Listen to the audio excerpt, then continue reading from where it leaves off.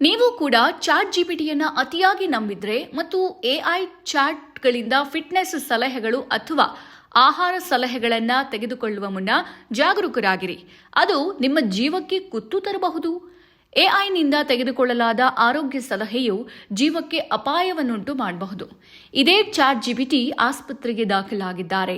ನ್ಯೂಯಾರ್ಕ್ನ 60 ವರ್ಷದ ವ್ಯಕ್ತಿಯೊಬ್ಬರು chat GPT ಸೂಚಿಸಿದ ಆಹಾರ ಹಾಗೂ ಆಹಾರದಲ್ಲಿ ಉಪ್ಪನ್ನು ಕಡಿಮೆ ಮಾಡು ಕಟ್ಟುನಿಟ್ಟಿನ ನಿಯಮಗಳನ್ನು ಪಾಲಿಸಿ ಆಸ್ಪತ್ರೆಗೆ ದಾಖಲಾಗಬೇಕಾಯಿತು.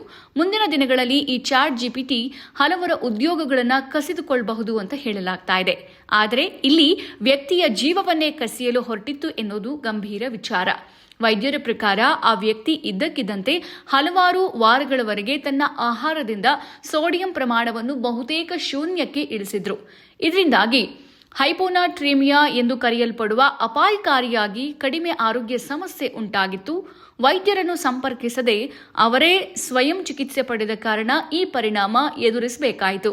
ಇತ್ತೀಚೆಗೆ ಅಮೆರಿಕನ್ ಕಾಲೇಜ್ ಆಫ್ ಫಿಸಿಷಿಯನ್ಸ್ ಜರ್ನಲ್ನಲ್ಲಿ ಈ ವರದಿ ಪ್ರಕಟವಾಗಿತ್ತು. ಆಸ್ಪತ್ರೆಯಲ್ಲಿ ಸುಮಾರು 3 ವಾರಗಳ ಕಾಲ ಕಳೆದ ನಂತರ ಆ ವ್ಯಕ್ತಿ ಚೇತರಿಸಿಕೊಂಡ್ರು ಎಂಬುದು ಸಮಾಧಾನಕರ ಸಂಗತಿ. ಆದರೆ ಈ ಪ್ರಕರಣವು ಚಾಟ್ ಜಿಪಿಟಿಯ ವಿಶ್ವಾಸಾರ್ಹತೆಯ ಬಗ್ಗೆ ಖಂಡಿತವಾಗಿಯೂ ಪ್ರಶ್ನೆಗಳನ್ನು ಹುಟ್ಟು ಹಾಕಿದೆ.